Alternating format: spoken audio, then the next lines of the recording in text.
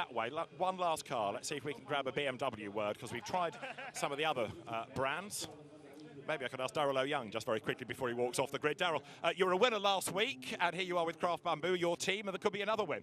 Yeah, I mean, we're well prepared. Unfortunately, we couldn't get the right timing for the qualifying to get that pole lap, but I just hope the guys drive a smart race and get up there and make a couple positions now, and hopefully for the final we'll be there.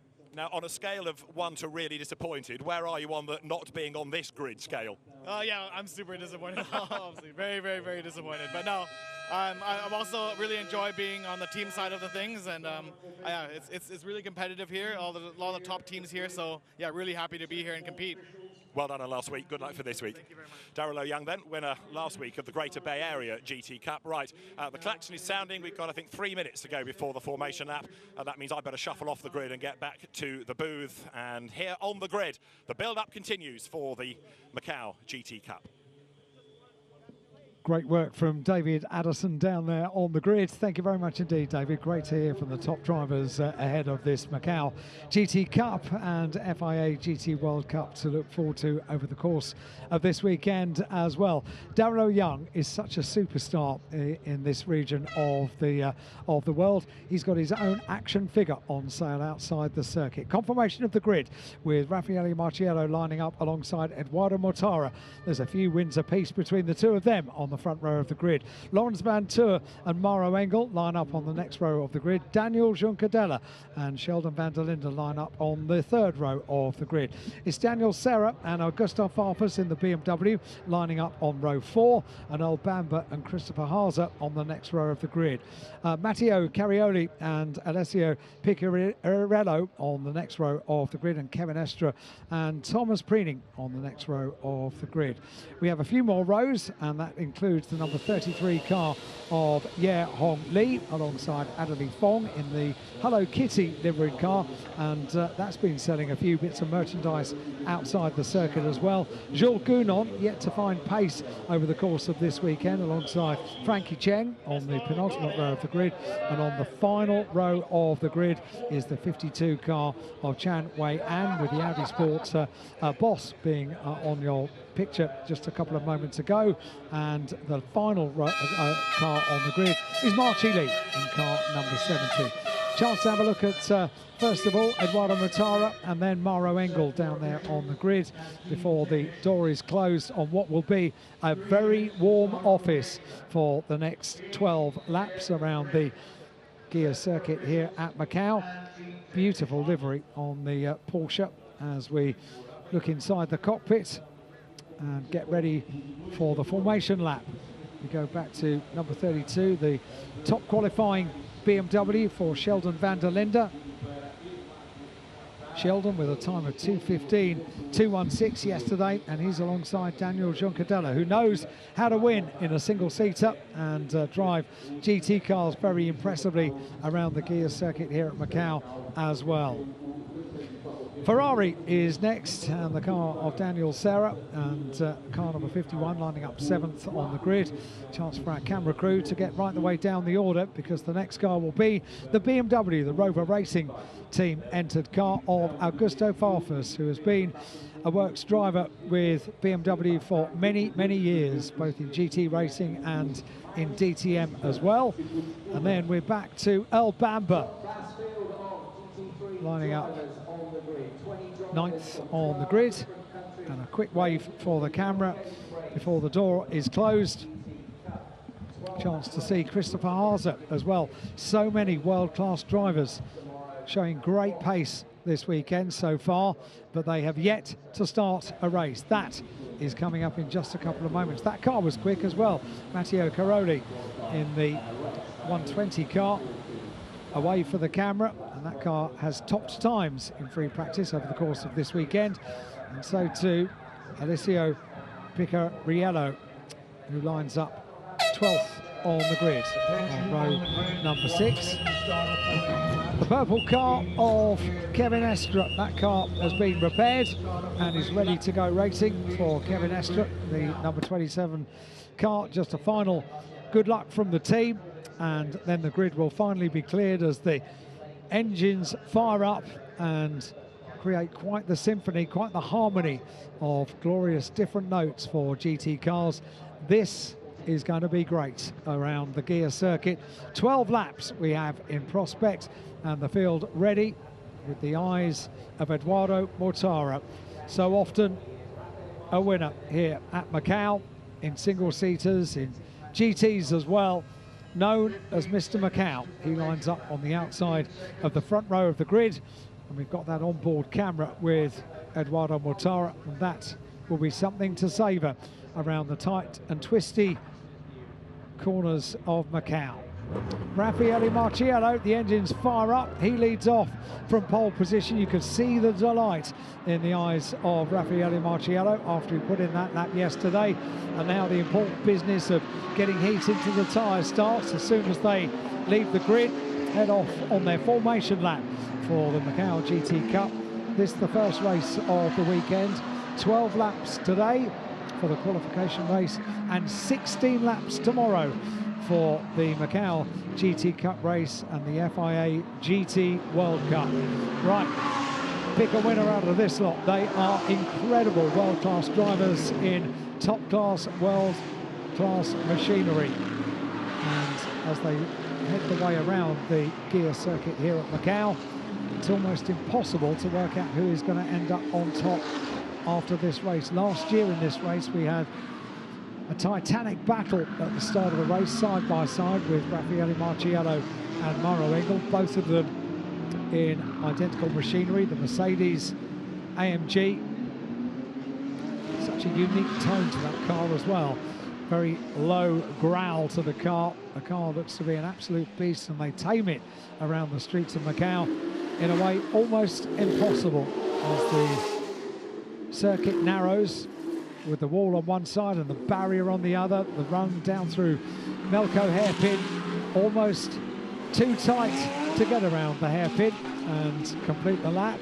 Adders has returned to the commentary box. Well done. Because can I say ow? It's not easy with the foot, and you were going at quite speedy pace as well. Well, it's worth having a sore foot to go and get up close to GT cars. I mean, honestly, I know we keep saying it, it is a mega entry. And you look down there and you think, gosh, even on the grid, it's narrow. And, you know, the cars just exude all of this just raw power, and they haven't even moved. It's quite great being down there. So, yes. Well worth it. I think so. And we've heard from a few of the leading drivers as well, so you did. All good. Right, who's going to win? I suppose the benchmark is going to be Raffaele Marciello, but as he was making the point, tomorrow's the real tough one. That's the one they really want to win. But then again, they are racing drivers, aren't they? They are, and I asked the question just before you excuse me, arrived, who is going to win? Well, world-class drivers, so many of them, it is impossible to pick a winner, isn't it? It's really a question of working out which car you like, which driver you like, and they may win, because there are probably a dozen drivers that could win this race. Just beautiful to see and hear the machinery, isn't it? There's also a second element to this, which is, if you like, the reverse grid, by which I mean those that have qualified out of position. Jules Gounon, first time here, but he's struggled a little bit. Thomas Preining, first time here, has struggled. Kevin Estre, not the first time here, he has struggled. He's only 13th after a couple of offs. Matteo Cairoli, first time here, he's 11th on the grid. You know, all of those you could anticipate to make progress. And to use this almost boring phrase again now, that it's such a good entry, you can't have all of them in the top six. Something has got to give, I get that. But there are a lot of drivers that want to, need to, must do, make progress forward. And you said yesterday that every winner of the FIA GT World Cup is on this grid, so that gives you an idea of just what a fantastic lineup we've got here at Macau. They want to come here, and Raffaele Marciello and Mauro Engel were two world-class drivers that did arrive here last year, even though it was not the FIA GT World Cup. They still wanted to come, they still competed, and as Mauro said, won here with this team last year. And we've got now the mouth-watering prospect of Mauro Engel and Raffaele Marciello lining up one in front of the other. The R-bend is the last corner on the lap. That means as the pace car peels in, the rolling start is ready to go for the Macau GT Cup, the FIA GT World Cup qualification race. We're racing. Good getaway by Marcello. Straight away, he moves across on Mortara. Engel goes third at the expense of Vanthor. The purple Porsche of Kevin Estra dives down towards Reservoir, eager to make up ground, but Marcello has ticked one off the list. He's got the race lead, but look at Engel and Mortara absolutely toe-to-toe. Audi on the inside, Mercedes on the outside. Look back at the traffic. Danny Juncadella is in a big fight, so is Lawrence Vanthor, and down they come towards the right of Lisboa for the first time. Augusto Farfus right up against the wall. He's the leading BMW, going ahead of Daniel Serra's Ferrari, but it's Marcello ahead of Engel, ahead of Mortara, then Juncadella and Vanthor elbowed out wide. He's dropped a couple of places, and Cairoli with a slide just avoids the barrier. How do they all get through Lisboa? Absolutely fantastic. I'll tell you how they do it. They are great drivers. Yeah, absolutely superb driving to get all of these mighty machines through Lisboa, through San Francisco, and all without claiming any scalps on this opening lap. That was breathe-in stuff, wasn't it? Well, Marcello then now, he's in the box seat. He leads the way, but Mauro Engel with a yellow flag at turn 4, and that's Matteo Cairoli in the wall, the Tsingtao beer-backed Porsche. I'm afraid the barrel has run dry because it's up against the barrier. So there's a yellow out. I was about to suggest that now that Engel's done one part of his to-do list, he's got himself up into second place. Now he can go after Marcello, but he can't afford to let Raffaele get away. That said, the gap has come down quick enough. You've got two Macau Masters in Mercedes, 1 and 2. I said it was a mouth-watering prospect with Engel lining up just behind. And oh no, for the 28 car, this is not good news indeed. And a very heavy hit for Thomas Preening. And damage to the back, there's damage to the front as well, and quite a bit of debris on the circuit. That is not good news. That's the DTM champion, and he's really struggled this weekend, I'm afraid. Thomas Preening has never looked comfortable, and he looks less comfortable again now. Leaders out of Melco hairpin then. Marcello leading in the Landgraf Mercedes ahead of the Craft Bamboo car. Safety car deployed. Safety car is on track as Marcello leads Engel, leads Mortara. And then as they come down towards our bend, the pace of the race will slow. This qualification race for the Macau GT Cup, the FIA GT World Cup. One lap will be in the book. It will be a Mercedes 1-2. It is Raffaele Marcello ahead of Mauro Engel. And breathe. Over the line they come then in a moment. And they will see the yellow flags. They'll see the boards. Marcello, Engel, Mortara. Juncadella is 4th. 5th is Farfus. 6th is Serra. 7th is Jelmer van der Linde. Vanthor had a bad first lap. He's 8th ahead of Christopher Hauser. 9th Albamba is 10th. Do you remember last year on the opening part of the race when we had Raffaele Marcello versus Mauro Engel? Well, I rather like the idea that Mauro Engel was just lining up behind Raffaele Marcello. Thought he might do that, get the best of starts, and then get ahead of Mr. Macau, Edo Mortara, as we recover the number 28 car. Bad first lap for Porsche, wasn't it? 2 of them gone. Yeah, it's a fairly quick job to crane the car out of the way. But yeah, you're quite right too. That was a bruising opening lap. And now we've got the prospects of Marcello versus Engel in the same machinery in the AMG. They tend not to call them Mercedes, do they? They tend to call, notice Raffaele Marcello calling it the AMG. Yeah, Mercedes AMG is the homologated brand name. But there's quite a lot of talking to do in a GT race, so it does get abbreviated, so you're okay, I think, to do that. Even if Mauro Engel can't get ahead of Raffaele today, he'll be alongside him on the front row tomorrow. That'll be tantalising enough. And more debris on the road there. Oh, hello. What's all going on here? Bit of sweeping up to be done. And under control of the safety car. Got a replay of the start coming up now, so a chance to see that start from Mauro Engel. Here we go. Get the race underway and see Mauro Engel slotted in behind, just goes to the middle of the circuit. Eduardo Mortara still there in second place at this point. It was also a good start from Lawrence Vanthor. Well, it was, but then he got elbowed back, didn't he, to 8th by the end of the lap. And I think for Lawrence, it all sort of went wrong at Lisboa.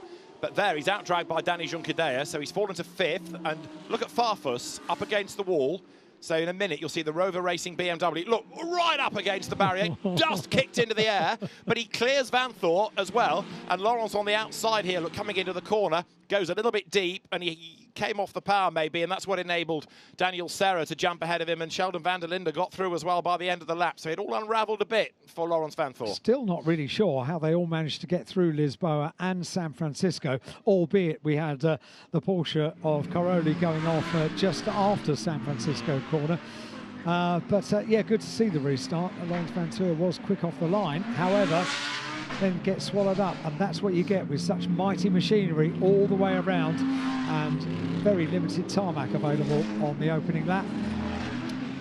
So Raffaele Marciello leads the race behind the safety car. Mauro Engel in the Mercedes in second place, then Edo Mortara in third place. Daniel Giancardella getting a really good opening lap from sixth place on the grid. Yeah, and so much of that was on the first couple of corners, wasn't it? But that's the part of the circuit that those Mercedes love. You know, they just gobble up that really fast section. They've got all the grunt.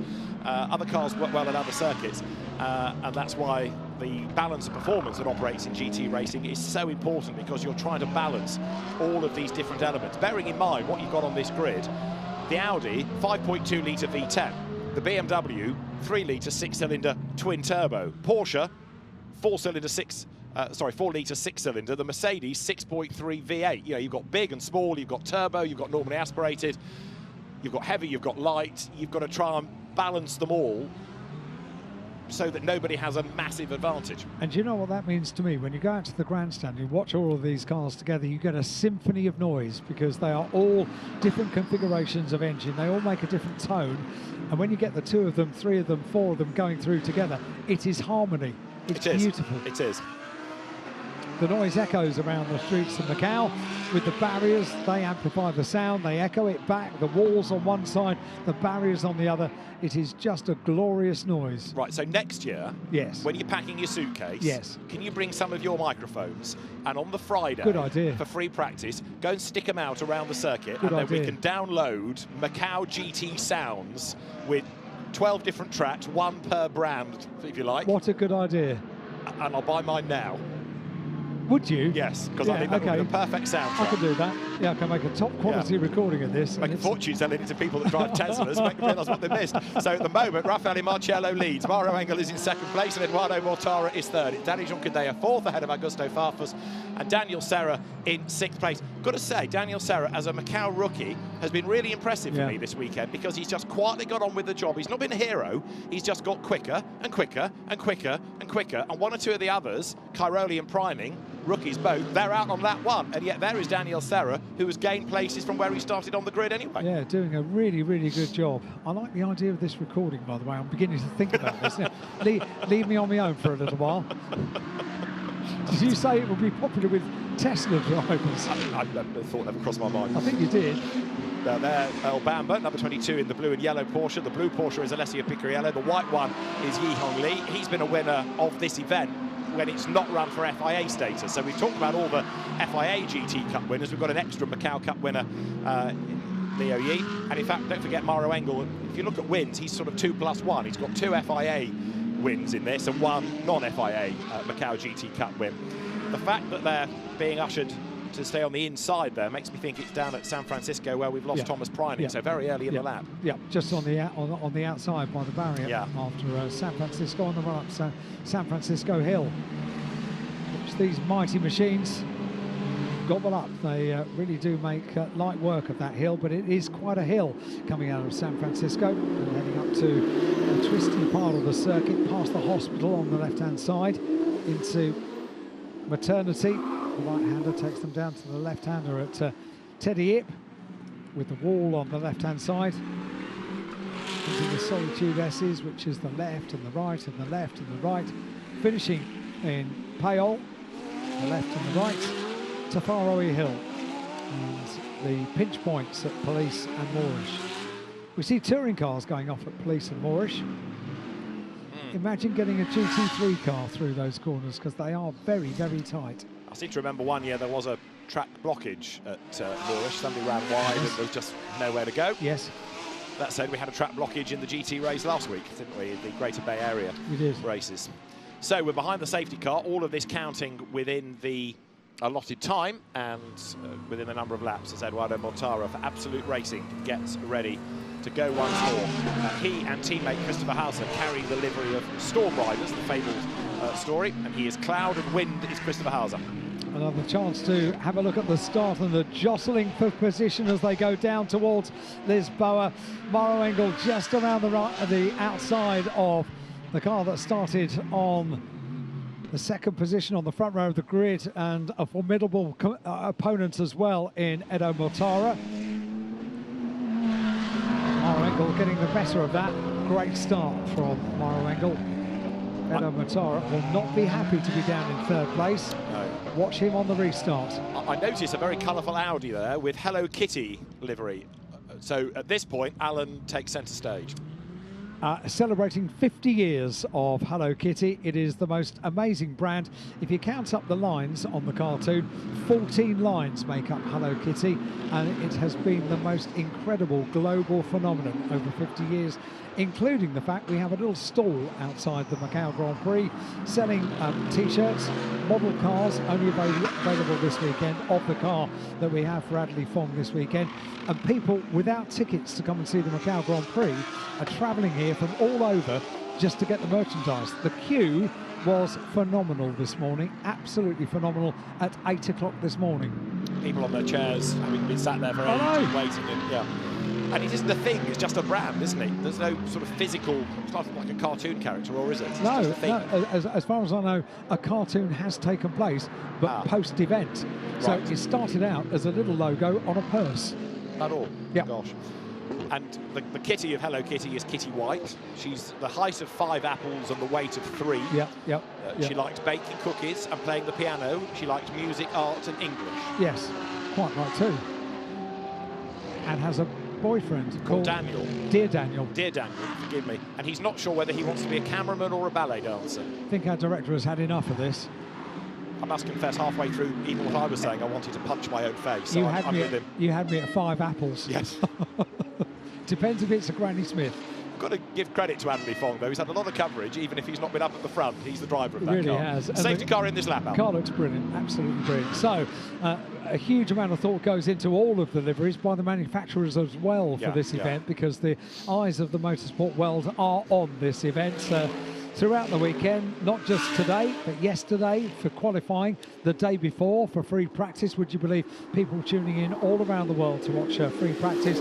And then tomorrow, of course, for the big one. It is a longer race, a 16-lap race in prospect, but we have now, at the end of this lap, 4 laps complete for our qualification race for the Macau GT Cup, and we are soon to get racing back underway. So Marcello versus Engel then, the rematch from last year. And of course, although it was a great battle in the equivalent race last season, the Macau GT Cup, it didn't last long because Raffaele had a mechanical problem and retired, I think, on the opening lap, wasn't it, down at Melco? It was certainly within the first 2 laps. And here, we've got the opportunity to see that battle be renewed. We've also got the likes of Kevin Estre still mired in 14th place, needing to do something there. He is heroic on that restart. Kevin Estre's target is Adley Fong. There, number 50 is the Hello Kitty Audi. 27 is Kevin Estre behind him. So I think there's going to be an awful lot of drama on, as ever, the run to Lisboa, because this, for some, is the big chance. This is the golden ticket on the restart to gain places. So we have started with 20. We're down to 18, and 2 that we've lost are Porsches. That's 2 of the Porsche factory squad in the wall. Yep, not the best of starts by a long way, but Raffaele Marciello and Mauro Engel from Mercedes doing very nicely indeed, thank you very much, as they head their way around Melco. That's interesting to watch just how much you have to pull the wheel to get around Melco. Makes it look easy. That is far from easy, getting the car around. And then the ultimate focus, look at the eyes of Edo Mortara. Focusing, barely blinks, does Edo. As well, Zvanthor getting set to go. He is unique amongst our FIA GT World Cup winners for being the only one to do it upside down. Cause a red flag, but 1 in on the countback. Safety car peels in, and that means we're good to go.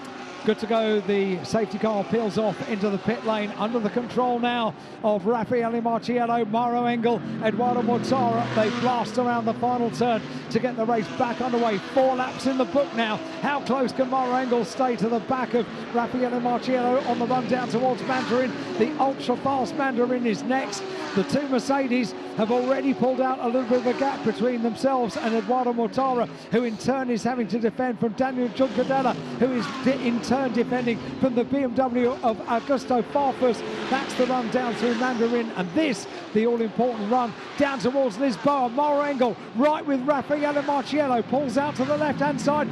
They are oh so close, but they go in single file. And goodness me, that's was that Augusto Farfus just collecting a little bit of Daniel Juncadella's car? So Juncadella trying to go around the outside of Mortara, couldn't quite do it, was slow off the corner. Farfus nipped up the inside and just glanced off him. So you had them absolutely side by side into Lisboa. As you were watching the leaders behind for third, they were level as well. And Juncadella made a move and it's not worked, and he's come off badly. So Farfus has jumped ahead of him. They wriggle their way downhill there. 33 is Yihong Li. He is making progress as well. But Marciello is not yet getting away from Engel. So the 2 Mercedes Maestros run as one. Mortara in the Audi third, and then up into 4th place now should be Farfus. He is, remember, he's another winner of the FIA GT World Cup, and he is hunting down the top 3. Engel is absolutely shadowing the race leader, Raffaele Marciello and Mauro Engel. There was little to pick between the 2 of them last year in the final race of the weekend for the GT cars. In the end, I think it was a problem for the car for Raffaele Marciello. We saw him go straight on at Melco hairpin, wasn't it? And Mauro Engel goes through and takes the win. That was last year. It's a new year and a new race, and tomorrow it will be for the FIA GT World Cup. They thread their way down through the Melco hairpin. Danny Juncadella has clearly picked up big damage because he dropped a long way back. There he is mid-pack going around Melco, so Juncadella was certainly roughed up coming out of Lisboa at the start of this lap. So Marciello then did an absolute best sector 2, and Engel pegs him back with the absolute best in sector 3. These 2 very evenly matched drivers, very successful Mercedes drivers, stalwart ambassadors for the brand. Raffaele Marciello is set to leave Mercedes AMG at the end of the weekend, so very important, very emotional for him that he comes out on top here, but it's not a shoe-in. This is Mortara's view as they cross the stripe. Best lap of the race to Marciello. He's 0.6 of a second to the good. Engel is second, Mortara third. You're riding with Mortara out of reservoir. Farfus fourth, Serra fifth, Van der Linde is sixth, then it's Van Thor, Hazler, Juncadella and Bamba to round out the top 10. There's nothing else to squeeze out of that Audi. Eduardo Mortara can do nothing more with that loud pedal.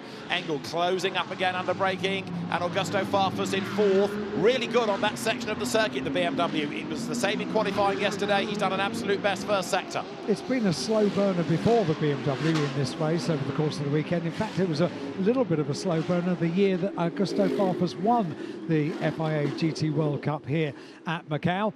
But when it came to really make a move, it was on the Sunday that Augusto Farfus had a very emotional win for the final race, for being in charge of the Schnitzer team for Charlie Lamb. And very sadly, very soon after that, we lost Charlie Lamb. So that memory becomes even more wonderful for the Schnitzer team and for people involved with BMW as well. So there is Mortara hunting down Engel. And Engel is still chipping away to get onto terms to challenge Marciello. So it's 3 for the lead. For my money on this lap, it's Mortara that's looking the more racy. He is closing, but then he's going to get a bit stuck behind Engel. Farfus, now look at that. He's taking Daniel Serra with him. And Daniel Serra has not been here before. So the first 4 are all previous winners, and fifth is a Macau rookie. Yeah, which is pretty amazing, isn't it? As they thread their way now around the Melco hairpin, barely room to get one of these cars around the hairpin, let alone do it quickly and do it neatly, which is exactly what they need to do in order to set themselves up for the start of the next lap and therefore the run down towards Lisboa. The last thing Mauro Engel really needs is Eduardo Mortara right there behind him, because it means that rather than just think about attacking Raffaele Marciello, he also has to think about defending from Eduardo Mortara, the multiple race winner here at Macau. But I think on this part of the circuit, the Mercedes are going to get away, because this is exactly the section that the Mercedes like. It's really frustrating for Mortara. Look, he has dropped back already. That car works well across the mountain part of the circuit, but you can't overtake. Here, where you can, he doesn't have the grunt to stay with the Mercedes. So, again, the importance of qualifying, and therefore the importance of being up at the front early on. But now, down to Lisboa, as you look back, it's become a Mercedes two-way fight again. Farfus has fallen away a little bit, strangely, from Mortara. Fifth in the background, Daniel Serra in the Ferrari, breaking late. Sixth is Sheldon van der Linde, also here for the first time. And then it's Van Thor, Haase, Junkerdea and Bamba rounding out the top 10. Kevin Estre update, 13th. He's got past the Adelie Fong Hello Kitty Audi. And Augusto Farfus is doing what Augusto Farfus has done throughout the 2 days that we've had up until this point here at Macau. He's gone overall best in Sector 1. He's got some tricks, something he does in Sector 1 that makes him absolutely dominant on this first part of the circuit. Augusto Farfus, 4th place and overall best in Sector 1 on this lap. Daniel Serra has gone overall best in Sector 2. The overall best lap is held by the race leader, and that's Rafael. A 2:17.118 compares to yesterday, the pole time, a 2:14.5. I'm not saying you're wrong about Farfus and having some sort of magic trick, but I think a lot of it does come down to the car, because don't forget it's a 3-litre twin-turbo engine, and that really is the ideal part of the circuit because it's long enough to really fully open the tap, and he's got all of that real estate on which to exploit that. So that's the section of Macau that is made for that car. Stretch the legs of the BMW on the first sector, and Augusto Farfus is some hugely experienced driver. He's been runner-up in DTM for BMW and has claimed all sorts of titles over the course of his long career with the manufacturer, and is currently in 4th position. Mauro Engel has just gone overall best in Sector 3, so that's one to watch as well, for the gap of 0.7 of a second between himself and Raffaele Marciello at the front of the field, as was at the conclusion of the last lap, lap number 6. We're on board with Lawrence Van Thor and Christopher Haase behind him. You saw a moment ago in the Audi then, as the cars accelerate once more up towards the line. So Lawrence Van Thor, ultimate concentration that you need in these cars around the gear circuit. There is no room for relaxation at any point around the gear circuit. And once again, Eduardo Mortara coming into this section looking very pacey indeed in 3rd place. Look in the background, Sheldon van der Linde's BMW was all over Daniel Serra's Ferrari like a rash, but he's not quite been able to get up alongside in time, and a big crash for Adelie Fong. Adelie Fong is in the wall.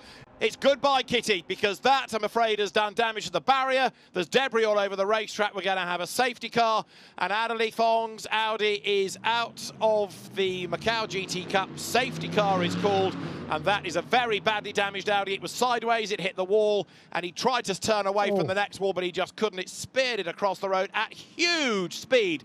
That is a big accident, and Macau has bitten again. Yeah, it certainly has, and what was a very pretty car with the Hello Kitty livery is now a very damaged car, and that is going to require intervention in order to, first of all, make sure that Adelie Fong is okay, because that was quite a hit into the barrier. Barrier has been, he's out the car. That's very good news. Makes his way away from the car. So that's the first bit of good news, but look at the barrier. I was just looking at all the debris. Is that kitty litter? I thought of it and decided not to say it.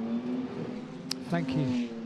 Second safety car period of the race then, as the drivers currently work lap number 8, and this might take a little bit of time. Now bear in mind this is a 12-lap race, but here it is again.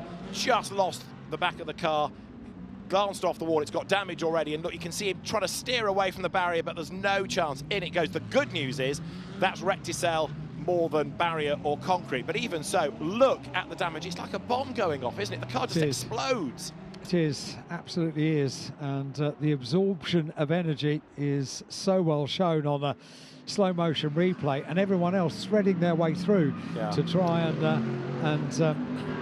get past the car and get past the debris as well. And that is the key to it now, isn't it? Because there are going to be so many shards of bodywork on the road. That's a long sweep up. to make sure, especially there, that nobody runs over them and picks up any tyre damage. So, yeah, this might take a while, and we're now on lap number 9. So don't be surprised if this runs to the end under the safety car, but we know how quickly marshals and recovery crews are here. But that was a big impact, and you made the point. Great to see Adley Fong out of the car and okay. Yeah, he was probably quite winded after that. He was walking away quite slowly, but at least he was walking away, because when you see a car hit the barrier, and that's what those Rexacells are meant to do. They're meant to absorb the energy and basically explode the polystyrene or whatever polystyrene type materials inside them. It's what you use for installation on your house. It's really good. It's really light, but it makes a heck of a mess when it's distributed all the way over the width of the circuit, and the safety car having to thread neatly through, and therefore everybody else following the leader as they go through the very, very dirty circuit now. Need a massive Henry Hoover. That's what you need. Yeah, I would not be surprised if this didn't have a red flag race suspension to stop people having to drive through the debris. May not, but it wouldn't be a total surprise. You saw the safety car having to tiptoe through, and just because there were sharp bits, and there were the bits of Rexacell as well. Miroslav Bartos, who is the race director for the FIA GT World Cup, appointed by the FIA, will be looking at it, making a call, and of course they'll be in contact with the safety car crew. The safety car driver, Pedro Cusiero, who used to race many years ago, race suspension has indeed been called, so they will be under red flag conditions. The race will be suspended, and then it will resume, time permitting, but it might be quite a while before we can get things back underway. It's just a lot of sweeping and a barrier to be repaired as well. Repaired, replaced. So barrier is not something you could just pop back in place like a tyre barrier. It's something that needs to be new Rexacell brought in and secured. It's done its job. It's done a superb job, hasn't it? Yeah, I mean, it has. It's kept a driver safe, which is the main thing. And, OK, it's a damaged car, but it's going to be a damaged car anyway. The main thing is it's absorbed the impact, and Adley Fong, as you say, probably a bit winded and bruised, but he's OK to get out of the car.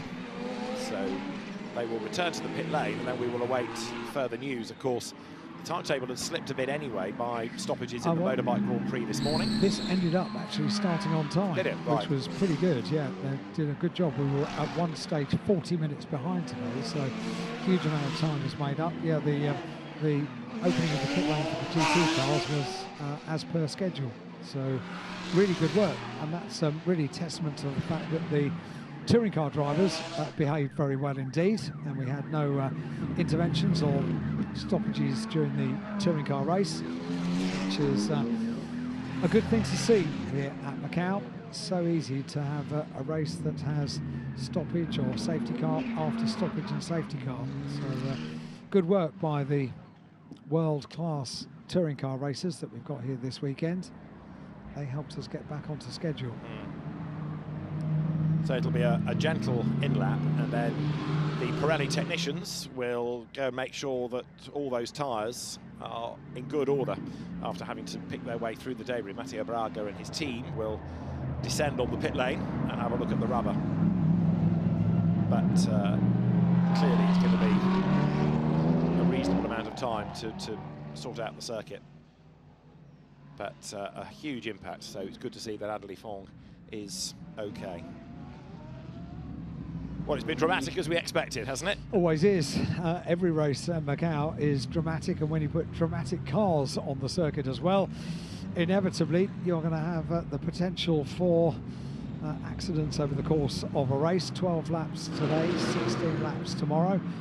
But we've also had drama that didn't end up in a barrier, because this battle between Raffaele Marciello, Mauro Engel and Eduardo Mortara was yet to come to its climax.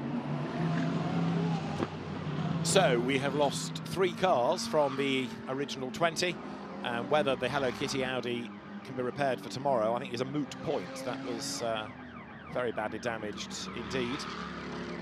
There are enough Hello Kitty supporters outside the paddock, I would have thought, that can come and lend a hand. It's really whether you've got the parts, because of course for just about everybody this is a flyaway, so there's a limit on what you can put on a crate and get here. So the circuit busily being swept. By hand you can pick up the big bits, by broom you can get rid of the shards, but it's the barriers where all the senior officials are going, because just look how far towards the tarmac they have been dragged. So it's going to take a while to put those barriers back into position, that's for sure. And the FIA officials, the local officials, all toiling away. Yep, there's plenty of them down there as well, and the marshal's doing a great job while the officials are looking at the barrier. The marshal's doing a great job of sweeping up as much as they can. One of the things that we've been able to do in previous years when we have a lengthy stoppage is to hop down to pit lane and have a chat to some of the drivers, and they're able to look back at incidents that have taken place on the big screen at the far end. That's something that we can potentially think about for tomorrow, because it's quite interesting when you've got an incident that's taken place to have the drivers actually talking through the replay of an incident. Watching the big screen down in pit lane is always quite an interesting insight. Something else that they have to do is to remain focused while they're down there in pit lane, because they don't know at this stage how long it's going to be before the race gets back underway. And that's Raffaele Marciello keeping focus, remaining in car for now. If they know it's going to be a really lengthy stop, then they will get out the car, chat to each other, maybe get a bit of fresh air as much as is available on a warm afternoon here in Macau. 21, 22 degrees this afternoon in the sunshine. It feels an awful lot hotter than that, because the sun is a very fierce sun without any cloud in the sky. Blue sky, clear sky, and Lawrence Van Tour getting a chance to have a chat to the team. Raffaele Marciello with the door just ajar, getting a bit of fresh air into the car. But they seem to deal with temperature in a different way to normal human beings, don't they? Yeah, you're right. Yeah. They're sitting there in fireproof overalls, fireproof underwear, helmet, balaclava, and in a very, very warm environment, 50 degrees plus inside these cars, and they just look as if it's a normal day. I think it was, I want to say Andy Prio, but it might have been somebody else that years ago used to go and try and train in the sauna, or would go on an exercise bike, but in helmet and overalls. That's right, with little heaters on. Yeah, simulate all that heat, so you can cope with it in training. They're used to it. Yeah. And of course, also, many of these guys race in hot countries anyway. We tend to think that anything with 2 digits in it is a high temperature. Yeah, that's true. If you're racing in mainland Europe or in Asia, you do get used to it anyway, I suppose. But that's not to say it's not hot in the car. It's Augusto Farfus for Rover Racing, the BMW. You can see all the cars remaining for the moment under parc fermé conditions, so drivers not being allowed out, because they are hopefully going to resume the race. In theory, it should be that when the race resumes, it will be behind the safety car, and as they leave the pit lane, then the race continues. We're racing. Yeah, it's not regridded. That's Daniel Serra. Hat tip to Daniel Serra. Yeah. I keep saying it, but I think he's looked really, really impressive, and the sensible way that he's gone about it has been very good indeed. He's got on with the job, learnt a bit, pushed a bit more, learnt a bit more, pushed a bit more, and there he is ahead of some big names like a Vanthor, like a Haza, like a Juncadeo, like a Bamba, like an Estra. You know, he's done all right. There's so many world-class drivers, aren't there, here at Macau, and that's going to be very welcome. Bit of air breathed into the car for Sheldon van der Linde. That's Lawrence Van Tour in the 99 Porsche. Gorgeous colour, that. It looks pretty good on screen. It looks amazing in real life with the sunshine looking down on it. Yeah. That car does look absolutely stunning here at Macau. Outside the paddock, there is the Spark model shop. Yes. Some of the teams have been really clever and got the models built in advance, but I suspect there'll be a rush on next year when some of these liveries are then on the 143rd models. That's Christopher Haza. A fantastic Audi GT driver, Christopher. There's barely anything he's not won. And that's Danny Juncadea's car. We knew it got roughed up at Lisboa early on. There you can see the damage. That was with Augusto, wasn't it? Yeah. Well, he tried to clear Vanthor, but it was Farfus that went up the inside. But Augusto went to the right. The damage was on the left, where he ran deep into the corner and rubbed the barrier. That's what delayed him, that gave Farfus the chance to go through. So the Craft Bamboo team trying to make that car safe. Scrutineers happy with it to be repaired for safety purposes. D2 Racing Porsche, that's El Bamba, double Le Mans winner, don't forget. although he doesn't always drive Porsches now because he's been with Cadillac in the WEC and he won the Nürburgring 24 for Fricadelli this year. He is another very experienced Porsche campaigner, Super Cup champion, Carrera Cup Asia champion. He won the Carrera Cup Asia race here in 2013. And then he went on to sort of global success with Porsche, did Earl, the Kiwi. Kevin S has had a pretty tough weekend in the very smart Cooler Master Purple People Eater Porsche. But the Le Mans class winner, Spa 24 winner, Nürburgring 24 winner, Carrera Cup champion, still surprised, has had such a tough weekend, it isn't further up the grid. That is the Chinese driver Yi Hongli, or Liu Yi, Formula Renault Euro Cup racer, Formula 3 driver, and winner this year of the Shanghai 8 Hours, having also won the FIA GT Cup in the past. Now, this was the Junqueira and Mortara moment. Now, look, Junqueira is ahead, but he's on the outside line, and he can't quite make the corner, so look, bang, he skims up against it, and Farfus glances off the other side. But for Junqueira to carry on in the race, having done that, he got away with that remarkably lightly. They have estimated in race control, David, that it will take 10 minutes to complete the repair of the barriers. So right. 10 minutes until we have the barriers repaired. Do you have any more Hello Kitty facts for 10 minutes that you'd like to renunciate? Yeah, they've been selling, you say about some of the manufacturers putting together the race car model for this weekend. They have a limited edition, numbered edition that they've been selling outside, so a little boxed edition of the... This is the Hello Kitty car. Right, okay. You bought one? Yes. Yeah, thought you might. There is a slightly chewed Ferrari. That is the car of David Chen, who is the man behind the team being Harmony Racing. That's the 488. Daniel Serra's Ferrari is the newer 296 model. And so there, the team and the officials trying to decide whether they can touch the car or not, because we are under part fair make conditions. Replay here. Does this explain to us how Junqueira and Farfus got together? It did. That's looking back from Edo Mortara's car. It is, yeah. I mean, Augusto Farfus, I'm coming through. You know, there was a gap and I'm going to go for it, come what may.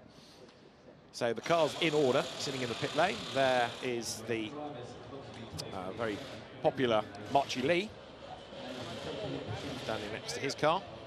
Number 2 is Jules Gounon, who, because he was a bit far back on the grid, I couldn't really get down to talk to. No. Jules had a tough weekend, I think he would agree. He's looking forward to coming here, but it's certainly been one of his tougher weekends thus far.